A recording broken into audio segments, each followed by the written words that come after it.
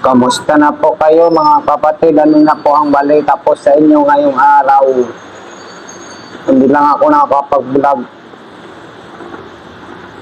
doon sa taas.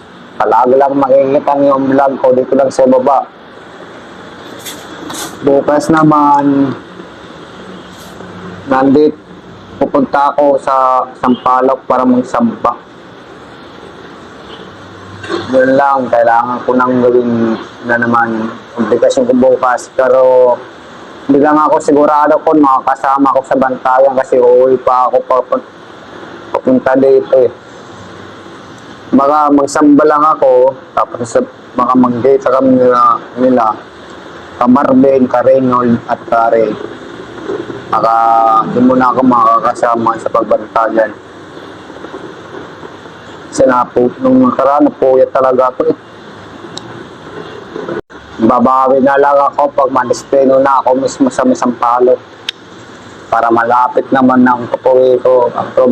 Malayo kasi nuwihan ko kaya dito muna ako hindi muna ako nakakasama sa kandang ng pagbantayan. Shout out pala sa inyong lahat mga kapatid.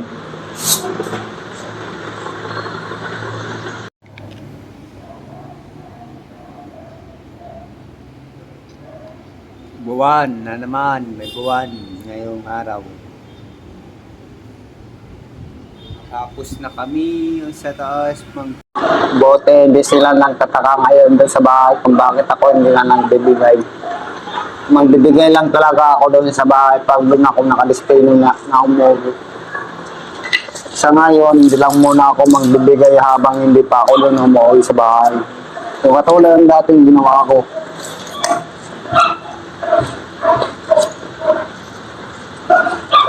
Pinagsabihan ko naman yun sila. Bahala silang magalit. Wala na akong pakialam.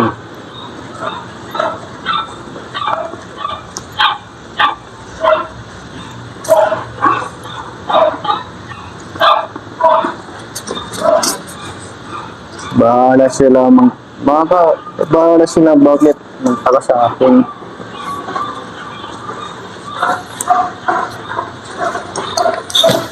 Hindi na ako magsasalita dahil ako na lang yan nakakaalam. Sobrang init talaga sa buwan. Tapos nakahalo pa ko eh. Sige, mamaya naman. Nag-charge lang ako ng cellphone ko.